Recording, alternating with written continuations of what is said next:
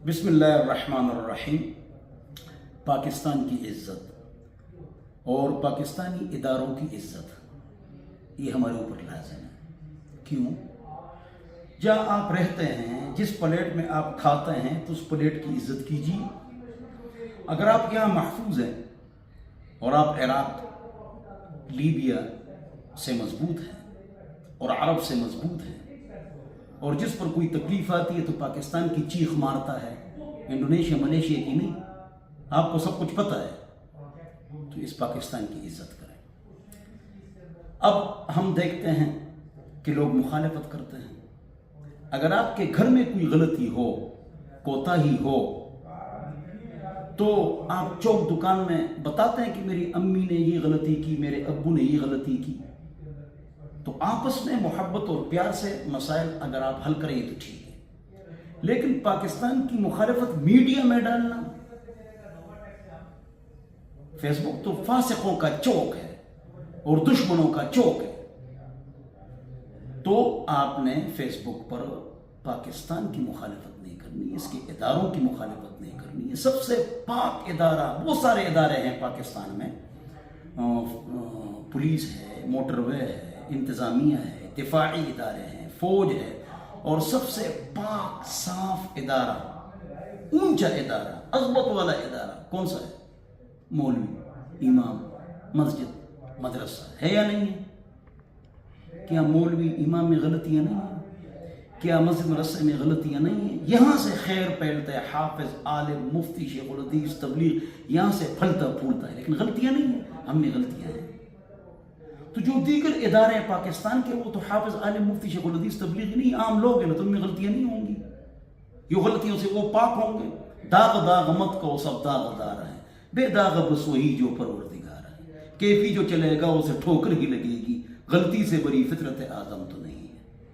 لہذا پاکستان کی عزت آپ کی عزت ہے، اداروں کی عزت آپ کی عزت ہے، لہذا خبردار ایسی بات نہ کرے جس پر دشمن خوش ہو جائے۔ اختلاف کسی ادارے، کسی فرد کے ساتھ، اس کا علاج موجود ہے، صحیح طریقہ موجود ہے، لیکن آپ نے فاسقوں کا چوک، دشمنوں کا چوک فیس بک پر اس کو ذلیل نہیں کرنا ہے۔ آپ کے بھائی سے آپ کو اختلاف ہے، آپ فیس بک پر چڑھاتے ہیں۔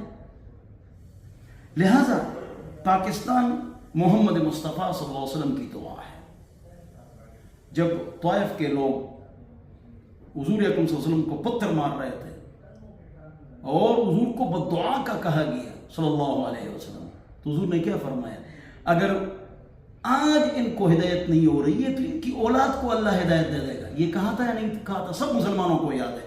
تو جواب یہ کہ اسی طرح ہوا، اللہ نے ان کی اولاد کو ہدایت دے دی۔ بنو ثقیف، محمد بن قاسم ان میں پیدا ہوئے اور انہیں پاکستان کو باب الاسلام، روڑی سکر کو بنایا اور اسلام فتح ہو گیا۔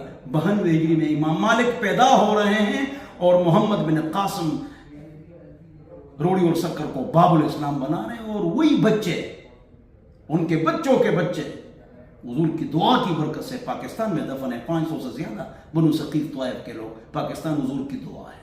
جو اس کی مخالفت کرے گا، اپنا آدمی، اندر کا آدمی، برا آدمی، نیک آدمی، اللہ اس کو ذلیل کرے گا، بے عزت کرے گا، خراب کرے گا۔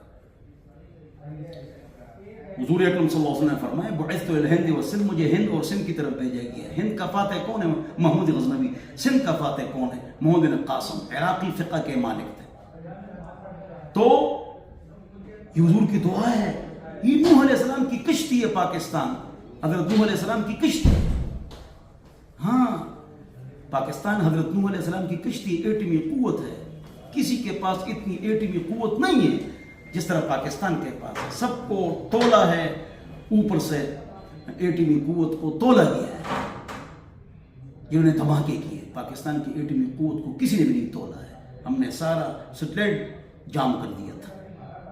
پاکستان کو اللہ نے قوت دی، طاقت دی، عزت دی، برکت دی ہے، لہٰذا آپ فری میں مخالفت نہ کرو۔ یہ سیاسی لیڈروں کی کتنی غلطیاں ہیں، ہم مولویوں میں کتنی غلطی ہے، مضاربہ اسکینڈل۔ انسان سے غلطی ہوتی ہے، ہم مسلمان ہیں، انسان ہیں، ہمارے ساتھ نفس و شیطان ہے، تو اداروں میں بھی غلطیاں ہوں گی۔ جامع صغیر میں حضور اکرم صلی اللہ علیہ وسلم کی حدیث ہے کہ جب حکمران نے کوئی غلطی ہو، پیار محبت سے اکیلے میں ان کو سمجھاؤ. اور افضل جہاد کلمہ حق ہے. جب حکمران فاسق، فاجر، بدعمل، ظالم ہو، وہ ایک الگ ٹاپک ہے، الگ موضوع ہے. ہماری ذمہ داری ہے کہ ہم اس کی قدر کریں جہاں ہم رہ رہے ہیں، اور اس سے محبت کریں. غلطیاں ہر جگہ ہوتی ہیں. اللہ مجھے اور آپ حضرات کو عمل کی توفیق عطا فرمائے. والسلام.